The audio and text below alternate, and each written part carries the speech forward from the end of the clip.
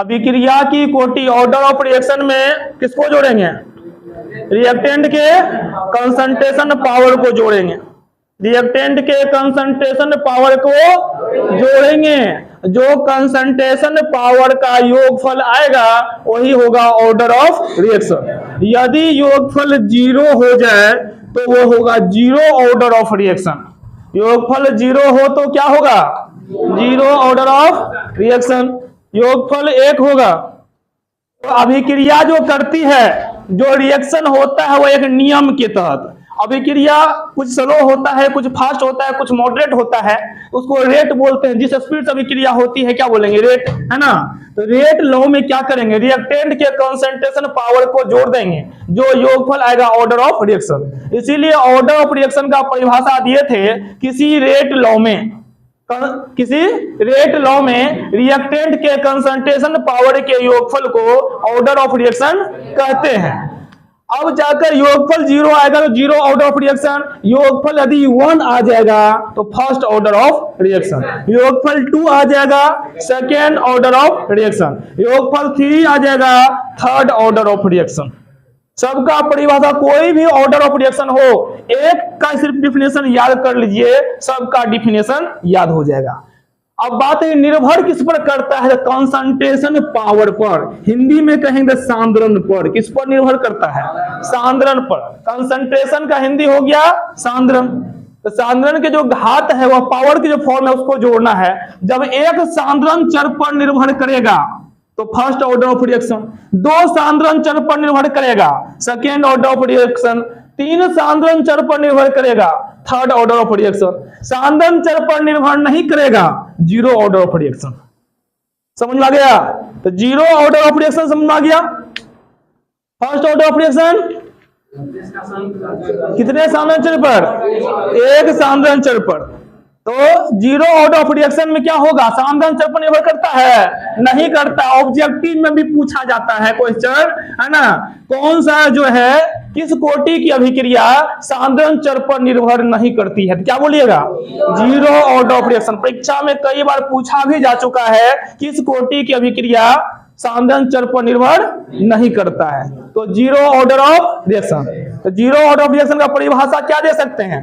वैसा रिएक्शन जिसका रेट सांद्रण चर पर निर्भर नहीं करता है। वैसा रिएक्शन जिसका रेट सांद्रण चर पर निर्भर क्या कहलाता है? 0 ऑर्डर ऑफ रिएक्शन कहलाता है। हो गया याद? वैसा रिएक्शन जिसका रेट सांद्रण चर पर निर्भर नहीं करता है 0 order of reaction. First order of reaction पूछ देंगे। वैसा रिएक्शन जिसका रेट 1 सांद्रण चर पर निर्भर करता है। कितने सांद्रण चर पर? फर्स्ट ऑर्डर ऑफ रिएक्शन कहलाता है। हो गया याद? वैसा रिएक्शन जिसका रेट 1 सांद्रण चर पर निर्भर करता है फर्स्ट ऑर्डर ऑफ रिएक्शन। बोलो कीजिएगा। सेकेंड ऑर्डर ऑफ रिएक्शन वैसा रिएक्शन जिसका रेट 2 सांद्रण चर पर निर्भर करता है। कितने? Second order of reaction. Third order of reaction क्या कहिएगा? जिसका रेट 3 सांद्रण चर पर निर्भर करता है थर्ड ऑर्डर ऑफ रिएक्शन है। बताइए सभी ऑर्डर ऑफ रिएक्शन का परिभाषा याद हो गया ना? रटने की जरूरत है। वैसा रिएक्शन जिसका रेट सांद्रण चर पर निर्भर नहीं करता है 0 ऑर्डर ऑफ रिएक्शन कहलाता है। वैसा रिएक्शन जिसका रेट 1 सांद्रण चर पर निर्भर करता है फर्स्ट ऑर्डर ऑफ रिएक्शन कहलाता है। वैसा रिएक्शन जिसका रेट 2 सांद्रण चर पर निर्भर करता है सेकेंड ऑर्डर ऑफ रिएक्शन कहलाता है। वैसा रिएक्शन जिसका रेट 3 सांद्रण चर पर निर्भर करता है थर्ड ऑर्डर ऑफ रिएक्शन कहलाता है। आपके 12th के एग्जाम के लिए 0 ऑर्डर, फर्स्ट ऑर्डर और सेकेंड ऑर्डर, ये 3 जो है काफी इंपोर्टेंट टॉपिक है ना। थर्ड ऑर्डर का कोई एक्सप्लेनेशन नहीं है। यहां तक कल अपना लोग डिफिनेशन पढ़ चुके थे 0 ऑर्डर ऑफ रिएक्शन के बारे में। पढ़े थे ना? क्या डिफिनेशन दिए थे?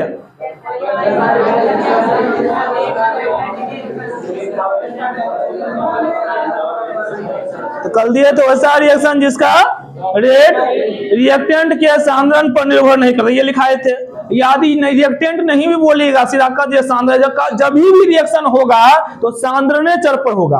ऑर्डर ऑफ रिएक्शन किस पर निर्भर करता है? सांद्रण पर। और सांद्रण किसका होगा? रिएक्टेंट का ही होता है। किसका होता है? रिएक्टेंट के सांद्रण को लिया जाता है। इसलिए रिएक्टेंट अभिकारक बोलिए तो अच्छी बात है और नहीं बोलिएगा तो गलत बात भी नहीं है। समझ में आ गई बात? बोल दिया तो अच्छी बात है, नहीं बोलिएगा तो गलत बात भी नहीं है। तो या तो रिएक्टेंट के सांद्रण लगा दीजिए या केवल सांद्रण लगाइए, कोई दिक्कत नहीं है। तो ऐसा रिएक्शन जिसका रेट सांद्रण चर पर निर्भर नहीं करता है, जीरो ऑर्डर ऑफ रिएक्शन कहलाता है। एकदम दे सकते हैं, कोई दिक्कत नहीं है। अब देखिए इसका व्यंजक पूछा जाता है ना। शून्य कोटि की अभिक्रिया जीरो ऑर्डर ऑफ रिएक्शन का व्यंजक कहेगा निकालने के लिए। 5 मार्क्स में भी कभी कभी देता है, 2 मार्क्स में देगा केवल डिफिनेशन देगा, 5 नंबर में देगा इसका व्यंजक भी निकालना पड़ेगा। क्या निकालना पड़ेगा? रेट का व्यंजक भी निकालना पड़ेगा। जीरो ऑर्डर ऑफ रिएक्शन का डिफिनेशन क्लियर? क्या डिफिनेशन दीजिएगा?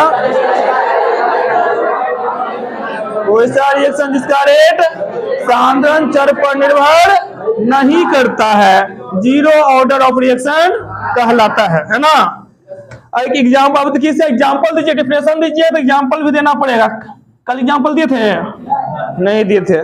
जैसे में देखिए H2 है, हाइड्रोजन गैस, Cl2 है। ये अभिक्रिया करता है कब? जब सूर्य प्रकाश में रख देते हैं तो, और अभिक्रिया करके बना लेता है HCl, हाइड्रोक्लोरिक एसिड बना लेता है। दूसरा एग्जांपल देख लीजिए, ये है नाइट्रोजन N2। ये अभिक्रिया कर NH3 को लीजिए, अमोनिया को। इस NH3 को आप पीटी कैटेलिस्ट की उपस्थिति में, जब पीटी कैटेलिस्ट डालते हैं तब ये वियोजित होकर के नाइट्रोजन और हाइड्रोजन में परिणत हो जाता है। किसमें परिणत हो जाता है? नाइट्रोजन और हाइड्रोजन में परिणत हो जाता है। अब इसका रेट जो है दर, जिसे हम R से डिनोट करेंगे। दर को किससे? दर को हिंदी में सॉरी दर को इंग्लिश में रेट बोलिएगा, R से रिप्रेजेंट किया जाता है, स्मॉल r से। यदि कैपिटल R दे दिए तो ये रिएक्टेंट को डिनोट्स करेगा, समझे? तो दर को हमेशा स्मॉल r से। दर को वेग भी बोला जाता है। क्या बोला जाता है? वेग। अभिक्रिया का वेग भी कह सकते हैं, दर भी बोल सकते हैं। अब इस रिएक्शन का देखिए NH3 का यदि हम रेट निकालते हैं तो इसका दर हो जाएगा K NH3। इसका सांद्रण चर पर निर्भर करेगा? नहीं करेगा। सांद्रण चर का पावर क्या हो जाएगा? 0 हो जाएगा। सांद्रण चर का पावर क्या हो जाएगा? तो अब किसी भी संख्या पर पावर 0 हो तो उसका मान 1 होता है। तो ये हुआ K, इसका मान हुआ 1। K को 1 से गुना करते हैं तो K ही रिजल्ट प्राप्त होगा। कोई दिक्कत? शून्य कोटि की अभिक्रिया का जो दर स्थिरांक है, जीरो ऑर्डर ऑफ रिएक्शन का डिफिनेशन क्लियर हो गया था ना। ये रिएक्शन हो गया। अब इसका देखिए, यदि हम रेट निकालेंगे तो इसका कंसंट्रेशन पावर क्या हो जाएगा? 0। और 0 होगा तो मानेगा नहीं K। कहने का मतलब रेट और K दोनों बराबर होता है। एक क्वेश्चन और परीक्षा में पूछा जाता है, किस कोटि की अभिक्रिया का दर स्थिरांक? ये हो गया दर यानी रेट कांस्टेंट, है ना? किसका? रेट कांस्टेंट का। और उस अभिक्रिया का इकाई जो है बराबर होती है। इसका भी आंसर शून्य कोटि की अभिक्रिया होगा, जो कि अब की परीक्षा में पूछा गया था, है ना। ये बात कोई किताब में स्पष्ट नहीं लिखता है, दिमाग लगाने की चीज है। और विद्यार्थी पढ़ा हुआ है लेकिन फिर भी उसको रहता है कि हम तो पढ़वे नहीं किए। शून्य कोटि की जो अभिक्रिया है जीरो ऑर्डर ऑफ रिएक्शन का, उसका दर स्थिरांक का और अभिक्रिया की दर दोनों का मात्रक क्या होगा? समान होगा, क्योंकि जो रेट है वह किसके बराबर होता है? कांस्टेंट के बराबर होता है। अब इसकी इकाई की बात करें, शून्य कोटि की अभिक्रिया का की दर स्थिरांक, शून्य कोटि की अभिक्रिया की दर स्थिरांक, दर स्थिरांक को किससे नोट किया जाता है? कैसे? कि इकाई यदि पूछेगा, दर स्थिरांक की इकाई यदि पूछेगा तो क्या बोलिएगा? दर स्थिरांक की इकाई क्या बोलना है?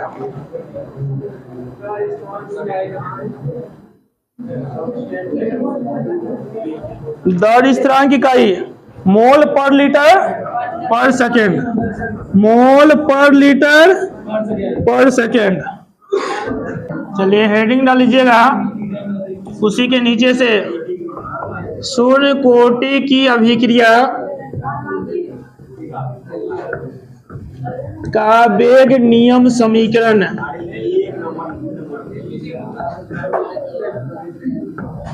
शून्य कोटि अभिक्रिया का वेग नियम समीकरण।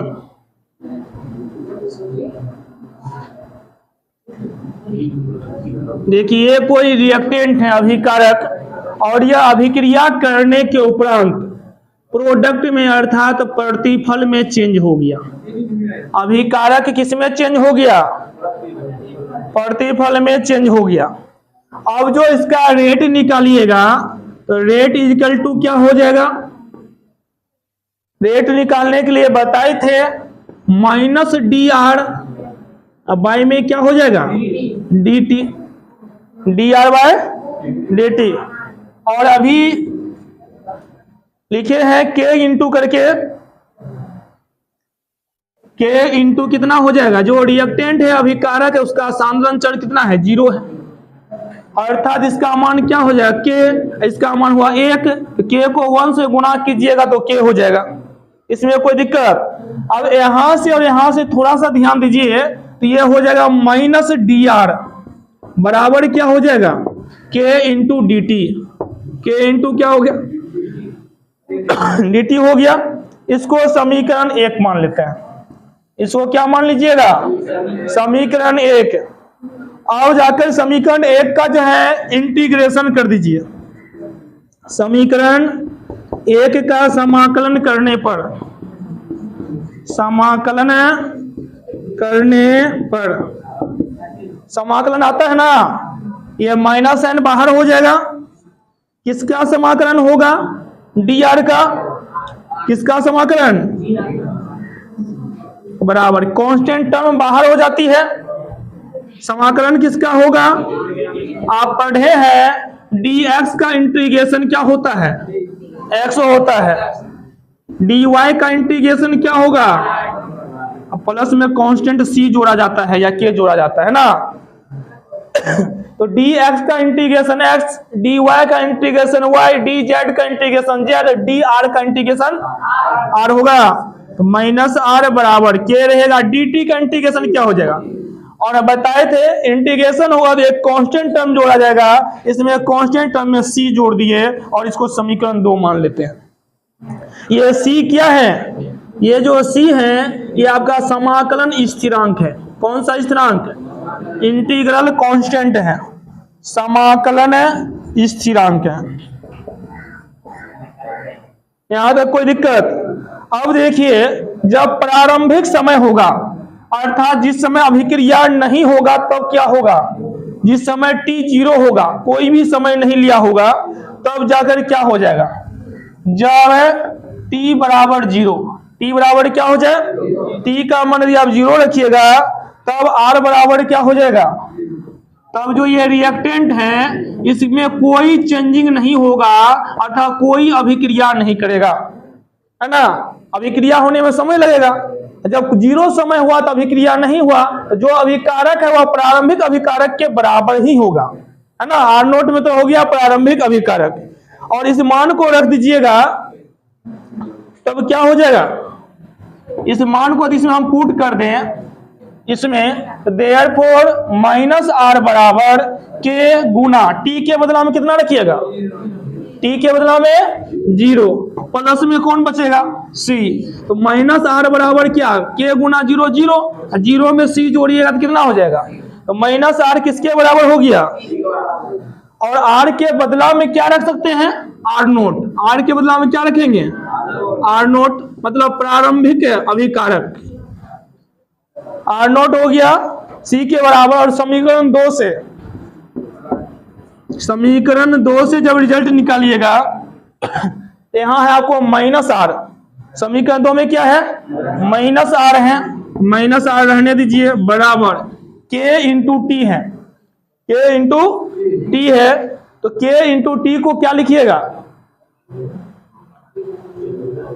के इंटू टी, के टी को के टी ही रखिए इंटू, अब यहां देखिए सी है, प्लस में क्या है सी है, सी के बदला में क्या दीजिएगा यहां से माइनस आर नोट, माइनस क्या दे देंगे, कोई दिक्कत है। समीकरण 2 है आपको माइनस आर बराबर के टी प्लस सी, तो माइनस आर तो माइनस आर रख दिए, के टी रहने दिए, सी का मान यहां से रख दिए, कोई दिक्कत इसमें। अब सेपरेट कर लीजिए, आर नोट इधर है माइनस में, इधर लाइएगा तो क्या हो जाएगा प्लस में हो जाएगा, ये आर नोट को इधर लेंगे तो होगा आर नोट प्लस में, अब माइनस में कौन बचा आर, बराबर में क्या हो जाएगा के टी, बराबर में कौन हो गया के टी। अब के बराबर व्यंजक निकालेंगे तो क्या हो जाएगा, टी इधर गुना में इधर भेजेंगे भागा में, अर्थात रिजल्ट हो गया R naught minus R upon में कितना, यही हो गया व्यंजक, ये क्या हो गया आपका, या टी बराबर यदि हम निकालते हैं तो क्या होगा, टी को रखेंगे तो के इधर आएगा, के गुना में इधर आएगा तो भागा में, तो ये हो जाएगा आपको आर नोट माइनस आर, अब बाई में कितना के, तो या तो ये व्यंजक होगा या ये हो गया। तो आपसे यदि पूछा जाएगा शून्य कोटि की अभिक्रिया का रेट कांस्टेंट का व्यंजक बताइए या केवल व्यंजक बताइए, तो के बराबर R naught minus R by T, इस व्यंजक को याद रखिएगा। और 5 नंबर में देगा तो डिफिनेशन के साथ ही टोटल करना पड़ेगा। हाफ लाइफ ऑफ रिएक्शन, अभिक्रिया की अर्ध आयु,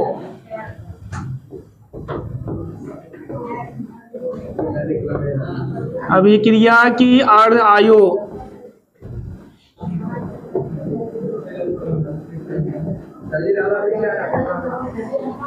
अभिक्रिया की अर्ध आयु,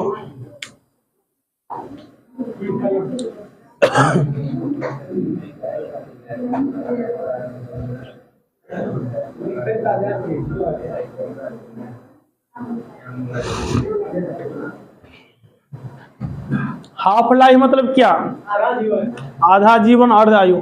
अभिक्रिया की अर्ध आयु मतलब अभिक्रिया जो होगा तो आधा होने में जो आयु लगेगा था, जो समय लगेगा, वही उसका क्या कहलाएगा, हाफ लाइफ कहलाएगा।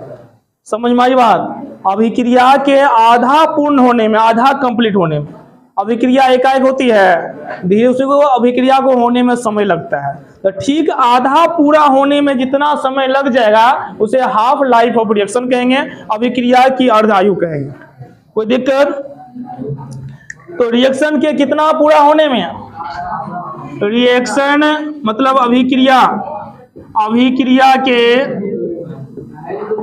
कितना पूरा होने में, ठीक आधा पूरा होने में, ठीक आधा पूर्ण होने में, ठीक आधा पूर्ण होने में जितना समय लगता है, होने में जितना समय लगता है उसे हाफ लाइफ ऑफ रिएक्शन कहते हैं। समझ में आ गई बात। इसीलिए परिभाषा देना, किसी रिएक्शन के, क्या बोलिएगा, ठीक आधा पूर्ण होने में जितना समय लगता है, किसी रिएक्शन के ठीक आधा पूर्ण होने में जितना समय लगता है उसे हाफ लाइफ ऑफ रिएक्शन कहते हैं। कोई दिक्कत? किसी रिएक्शन के ठीक आधा पूर्ण होने में जितना समय लगता है उसे हाफ लाइफ ऑफ रिएक्शन कहते हैं। किसी रिएक्शन के ठीक आधा पूर्ण होने में जितना समय लगता है उसे हाफ लाइफ ऑफ रिएक्शन कहते हैं। इसको डिनोट किया जाता है टी हाफ से। किससे डिनोट किया जाता है? अभिक्रिया की अर्ध आयु को टी हाफ से डिनोट किया जाता है। टी हाफ जहां लिखा होगा समझ जाइए उसकी हाफ लाइफ पूछा जा रहा है, अर्ध आयु पूछी जा रही है, और इसका भी व्यंजक होगा, अर्ध आयु का भी व्यंजक निकलता है। हेडिंग डालिए हाफ लाइफ ऑफ रिएक्शन, लिखिए डैश देकर के। किसी रिएक्शन के ठीक आधा पूर्ण होने में, ठीक आधा पूर्ण होने में जितना समय लगता है, ठीक आधा पूर्ण होने में जितना समय लगता है उसे हाफ लाइफ ऑफ रिएक्शन कहते हैं। उसे अभिक्रिया की अर्ध आयु कहते हैं, हाफ लाइफ ऑफ रिएक्शन कहते हैं। किसी रिएक्शन के ठीक आधा पूर्ण होने में जितना समय लगता है उसे हाफ लाइफ ऑफ रिएक्शन, अभिक्रिया की अर्ध आयु कहते हैं। नीचे से एरो देकर लिखिए, इसे टी हाफ से सूचित किया जाता है।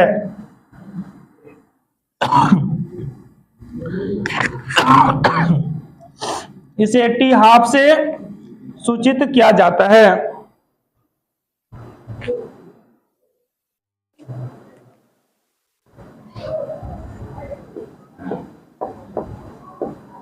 नीचे से हेडिंग डालिए, शून्य कोटि की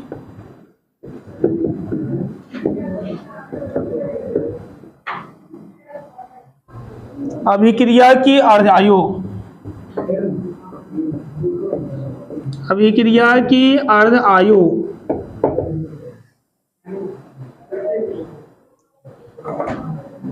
अभी के बराबर व्यंजक पढ़े थे, के बराबर क्या होगा, R naught minus R, by में कितना टी। अब यहां पर देखिए, यदि टी का मान कितना हो, टी हाफ हो, टी का मान कितना हो जाए, टी हाफ हो जाए, तो क्या होगा, यदि आधा समय लगा अभिक्रिया भी आधा होगा।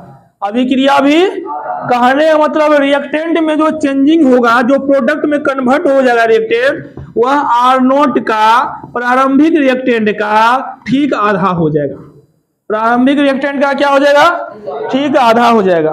और इस मान को यदि हम इसमें पुट कर देते हैं तो के बराबर क्या बन जाएगा व्यंजक, यहाँ है आर नोट, आर नोट रहने दीजिए, और माइनस आर, आर के बदला में क्या लिखिएगा, आर नोट बाई 2।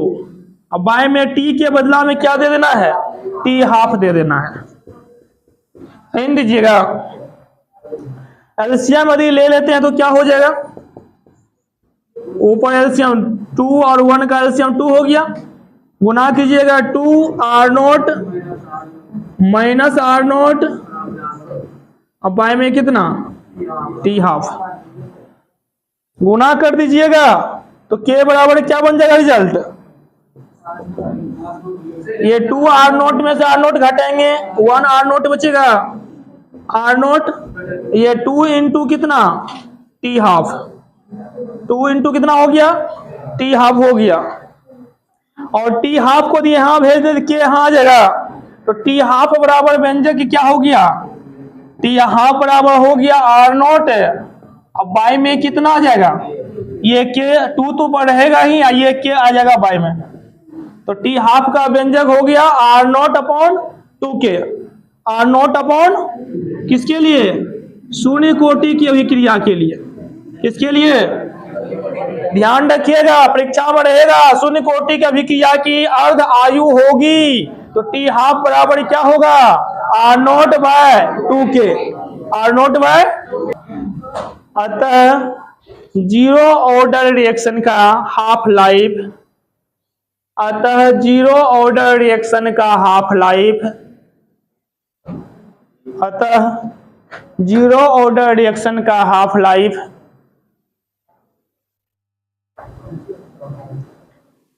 रिएक्टेंट के, रिएक्टेंट REACTANT, रिएक्टेंट हिंदी होता है अभिकारक, रिएक्टेंट के प्रारंभिक मात्रा का, प्रारंभिक मात्रा का, प्रारंभिक मात्रा का समानुपाती होता है, प्रारंभिक मात्रा का समानुपाती होता है, प्रारंभिक मात्रा का समानुपाती होता है। तो कांस्टेंट, कांस्टेंट यदि आप हटा दें तो क्या होता है, तो ये कांस्टेंट हटाइए तो ये हो जाएगा समानुपाती, तो टी हाफ समानुपाती हो गया है ना। आर नॉट यानी ये कर लीजिए, ये हो गया प्रारंभिक सांद्रण। ये क्या हो गया? प्रारंभिक सांद्रण। जहां और सांद्रता जब भी रहेंगे मोल पर लीटर में रहते हैं, किस में रहते हैं? तो मोल पर लीटर। आर नॉट बराबर क्या हो जाएगा? ए मोल पर लीटर। सांद्रता का इकाई पूछेंगे तो मोल पर लीटर। कोई दिक्कत? आर नॉट को क्या मान लिए हैं? ए मोल मान लिए। कोटि की अर्धायु पूछेंगे, शून्य कोटि का अभिक्रिया की अर्धायु क्या बोलिएगा?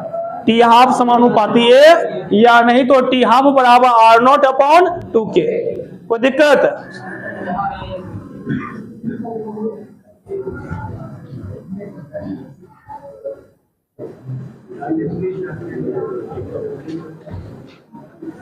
चलिए, जीरो ऑर्डर समाप्त होता है। हेडिंग डालिए first order of reaction. First order of reaction परिभाषा रिपीट कर सकते हैं फर्स्ट ऑर्डर ऑफ रिएक्शन का? बोलिए तो।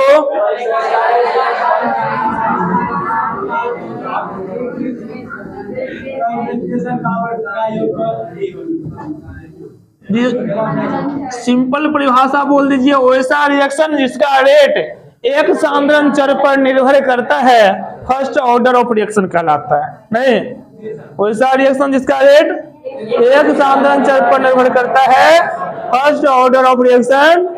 इससे भी सिंपल डिफिनेशन दें। चलिए लिखिए डैश दे करके, पढ़ाइए छोड़ दो ना, सबसे सिंपल हो जाएगा। लिखिए वैसा रिएक्शन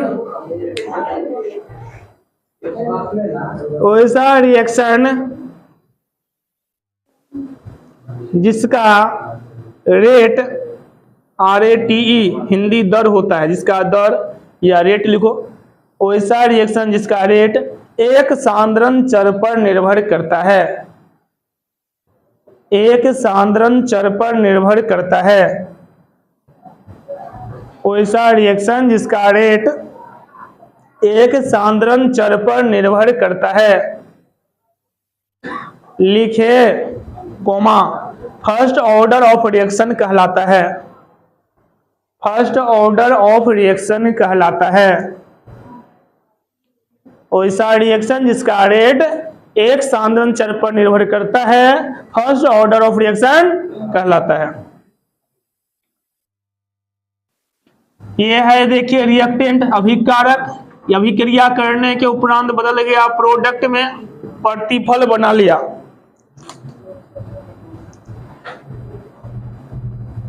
तो कोई भी रिएक्टेंट प्रोडक्ट में चेंज होगा कब? तो ये जो अभिक्रिया होगी, यह अभिक्रिया यानी रिएक्टेंट प्रोडक्ट में चेंज हो गया, तब जाकर जो यह अभिक्रिया प्रथम कोटि की अभिक्रिया कहलाएगी। प्रथम कोटि की अभिक्रिया कहलाती है। प्रथम कोटि की अभिक्रिया कहलाती है। कब? यदि दर जो है किस पर निर्भर करता हो?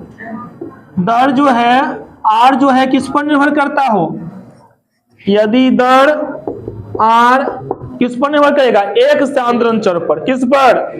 एक सांद्रण चर पर। R बराबर होगा K इंटू A। R बराबर क्या हो जाएगा? K इंटू A, मतलब कोई एक अभिकारक एक सांद्रण चर पर निर्भर कर गया, तो प्रथम कोटि की अभिक्रिया का जो दर होगा R बराबर क्या होगा? K इंटू A होगा। शून्य कोटि रहता तो A पावर क्या करते हैं? 0 डालते। कोई दिक्कत इसमें? एग्जाम्पल कर लेंगे, जैसे में लिख लीजिए H2O2। ये जब अभिक्रिया किया बन गया H2O में और ऑक्सीजन में, जल और ऑक्सीजन में कन्वर्ट हुआ। बैलेंस यदि करते हैं तो हाइड्रोजन हो गया 4, ऑक्सीजन हो गया।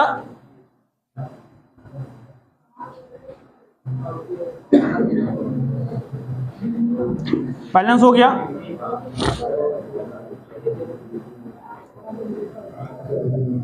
अब इसका दर निकालना हो तो कैसे लिखिएगा?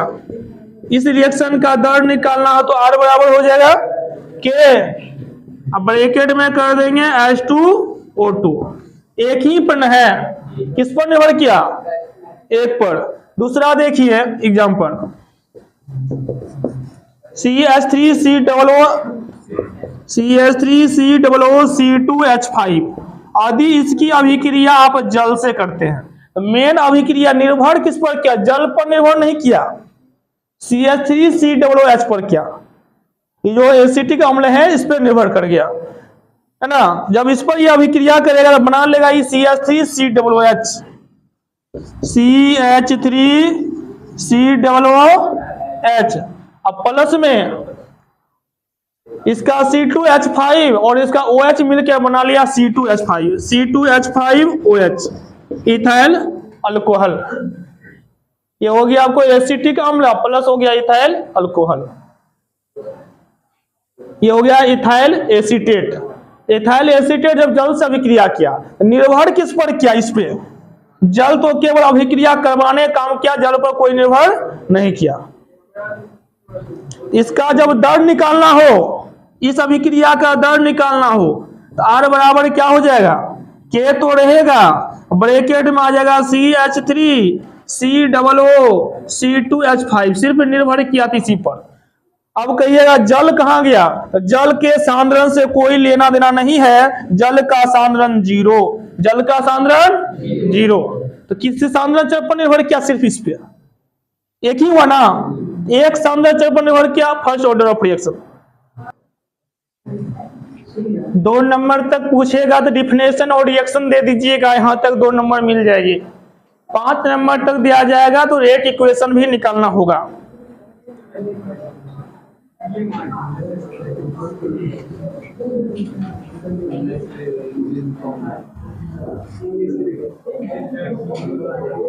चलिए हेडिंग डाल लीजिएगा, एरो देकर लिख लीजिए, सिंगल एरो देकर के।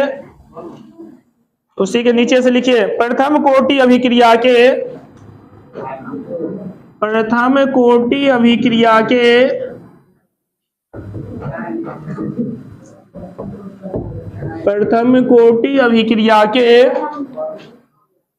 वेग नियम समीकरण,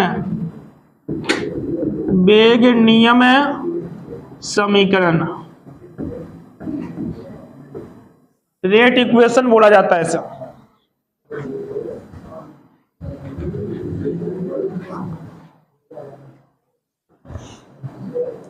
चलिए सर्वप्रथम रिएक्शन कराते हैं। ये रिएक्टेंट है, अभिक्रिया करने के उपरांत कन्वर्ट हुआ प्रोडक्ट में, है ना।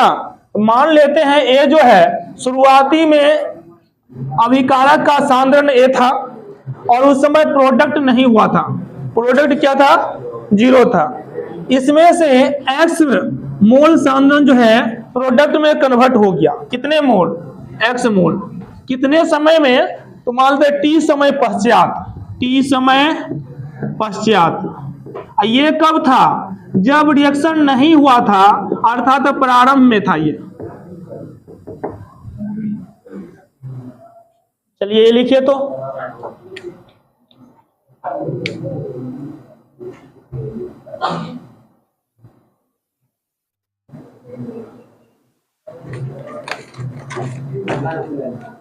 लिख लिए। चलिए लिखिए नीचे से, माना कि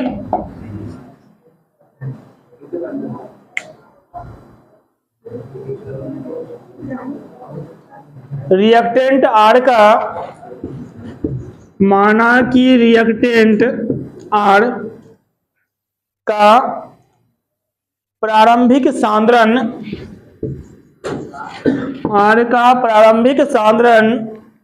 A मोल पर लीटर है। माना कि रिएक्टेंट R का प्रारंभिक सांद्रण A मोल पर लीटर है। T समय पश्चात, स्मॉल t दीजिएगा, T समय पश्चात अभिकारक के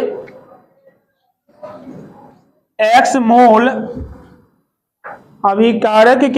मोल प्रतिफल में परिणत हो जाता है। x मोल प्रतिफल में परिणत हो जाता है। यदि dt समय में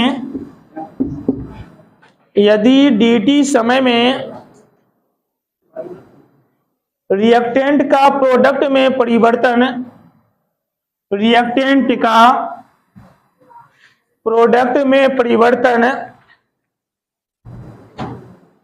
dx हो तो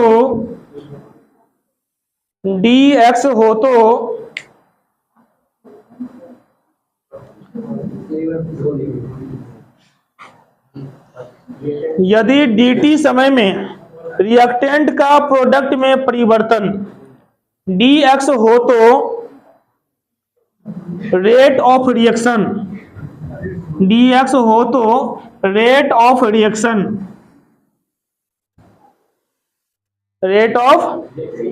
आप जानते हैं dx बटे dt ये किसका समानुपाती होता है? शून्य कोटि की अभिक्रिया में पढ़े है ना, जो सांद्रण है किसका समानुपाती हो जाएगा? a माइनस एक्स का। किसका हो जाएगा? जितना सांद्रण हो गया। और dx बटे dt समानुपाती साइन हटेगा तो कांस्टेंट आएगा k इंटू कितना हो जाएगा? a माइनस एक्स हो जाएगा। इसमें कोई दिक्कत? थोड़ा सा यहां ध्यान दीजिए, dx ये a माइनस एक्स को इधर भेजेंगे तो a माइनस एक्स, ये होगा k इंटू कितना? dt। k इंटू कितना हो जाएगा? अब इसका समाकलन कर लीजिए। क्या कर लेना है? दोनों ओर समाकलन करने पर जब समाकलन कीजिएगा integration of 1 upon a minus x dx बराबर के बाहर हो जाएगा इंटीग्रेशन ऑफ dt है ना। 1 बटे एक्स का इंटीग्रेशन होता है log x, मालूम है ना। तो 1 बटे a माइनस एक्स का इंटीग्रेशन हो जाएगा है ना log a minus x, minus में आता है minus Lego, minus log a minus X हो जाएगा। हाँ ये log LOG भी लिख सकते हैं, LN भी लिख सकते हैं। बराबर होगी आपका k रहेगा और dt का इंटीग्रेशन t या प्लस में क्या आ जाएगा? c। रहने दो, कोई दिक्कत इसमें? 1 बटे एक्स का इंटीग्रेशन हो गया log x minus log x, log a minus x के बाहर dt का t अब प्लस में हो जाएगा c।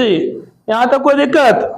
अब जाकर जब t 0 हो, मतलब शुरुआती समय में, प्रारंभिक समय में जब t 0 होगा तो सांद्रण में क्या चेंजिंग होगा? कुछ नहीं, जितना सांद्रण था उतना ही, x तो है 0 ही रहेगा। और ऐसी स्थिति जब मान रखते हैं तो माइनस log a रहेगा, x के बदला में 0 आ जाएगा, k t के बदला में 0 डालिएगा, k गुना 0 0 प्लस कौन होगा? c। तो माइनस log a बराबर क्या बच जाएगा? c बच जाएगा। तो c का मान कितना हो गया? Minus log a। अब यहां से देखिए इसमें यदि मान पुट करते हैं तो therefore minus log a minus x बराबर kt रहेगा अब प्लस c के बदला में कितना दीजिएगा? कौन भैया?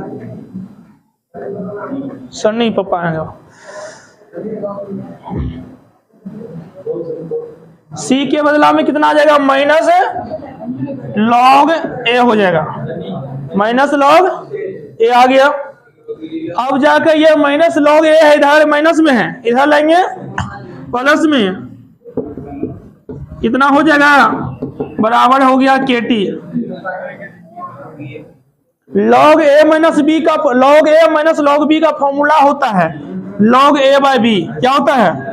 log a बटे हो गया a माइनस एक्स बराबर क्या बजाएगा? kt। बराबर में क्या हो गया? kt हो गया। k बराबर दी व्यंजक निकालते हैं तो ये t आ जाएगा, इधर गुना में t है जाएगा तो भागा मतलब 1 बाय t, और log कितना? a by a minus X हो गया, log a by a minus X हो गया।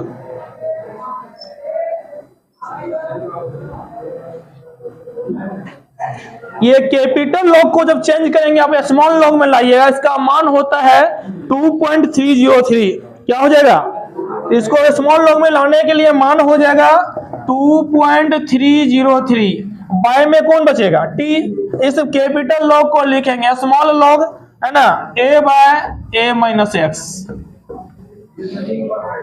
a by a minus X. ये हो गया व्यंजक किसके लिए? प्रथम कोटि की अभिक्रिया के लिए। किसके लिए?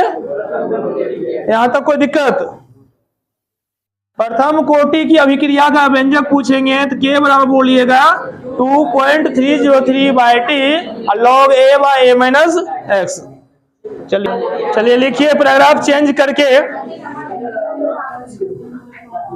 लिखिए। यह समीकरण है प्रथम कोटि की अभिक्रिया। यह समीकरण प्रथम कोटि की अभिक्रिया के लिए, प्रथम कोटि की अभिक्रिया के लिए वेग समीकरण कहलाता है। वेग समीकरण कहलाता है। वेग समीकरण कहलाता है। ये तो हो गया के का वेग समीकरण हो गया। रेट इक्वेशन पूछेंगे फर्स्ट ऑर्डर ऑफ रिएक्शन का रेट इक्वेशन, तो के बराबर 2.303 by T log a by a minus X. बाहर जाना है, कोई दिक्कत इसमें? चलिए हेडिंग डालिएगा half life of first order of reaction. Half life of first order of reaction. Half life of first order of reaction. Hindi हो गया प्रथम कोटि की अभिक्रिया की अर्ध आयु। प्रथम कोटि की अभिक्रिया की अर्ध आयु।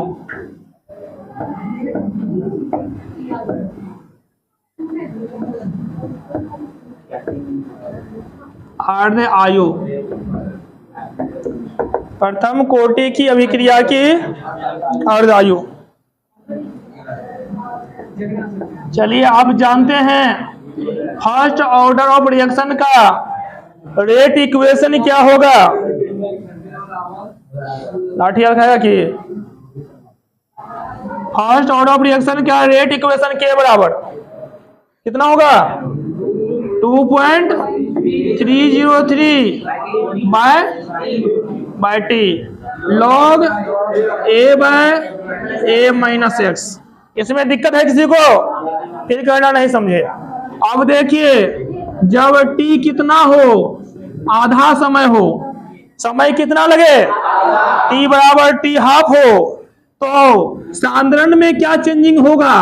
पहले सांद्रण a था, आधा समय लगा था तो आधा सांद्रण बदलेगा, a/2 हो जाएगा।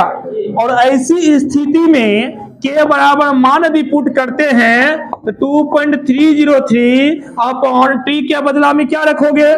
टी हाफ रखोगे इनटू लॉग ए रहेगा बाय ए माइनस एक्स के बदला में कितना रखिएगा? a/2 रखिएगा। कोई दिक्कत है इसमें? तो के बराबर 2.303 T half upon T half into log a by a में से a/2 घटाइएगा, कितना होगा? a में से a/2 घटाएंगे तो a/2 होगा। इसमें कोई दिक्कत? अब देखिए a और a कट जाएगा, a और a कैंसिल होगा। बहुत पीटेंगे, समझा ना? तो दिमाग से हो जाए, सीधा बैठेगा। a बाय a कैंसिल बचा क्या? 2, ये 2 प्लट के ऊपर जाएगा, डबल बट्टा है, अर्थात ये टोटल log 2 हो जाएगा। क्या हो जाएगा? तो k बराबर होगी आपका व्यंजक 2.303 अपॉन टी हाफ। log कितना हो गया? log 2 का मान कितना होता है? 0। log 2 का मान log 2 का मान 0.3010, log 2 का मान कितना 0.3010। इसमें किसी को दिक्कत है? चलिए k बराबर इसको गुना करते हैं तो गुना करके आएगा 0.693 टी हाफ। टी हाफ का व्यंजक निकालना है। टी हाफ इधर बाएं में इधर भेजेंगे तो ऊपर चला जाएगा, तो टी हाफ बराबर हो जाएगा 0.693। ये के यहां पर है, इधर भेजिए तो बट्टा में आएगा। तो फर्स्ट ऑर्डर ऑफ रिएक्शन में टी हाफ का व्यंजक अर्ध आयु का व्यंजक हाफ लाइफ का इक्वेशन पूछेगा तो टी हाफ बराबर क्या बोलिएगा 0.693 बाय के। काफी इंपोर्टेंट क्वेश्चन है, 5 बार अभी तक बोर्ड एग्जाम में पूछ चुका है ये क्वेश्चन को। हाँ, प्रथम कोटि की अभिक्रिया की अर्ध आयु कितनी होती है? कितना बोलिएगा 0.693 अपॉन के। दिक्कत भी है?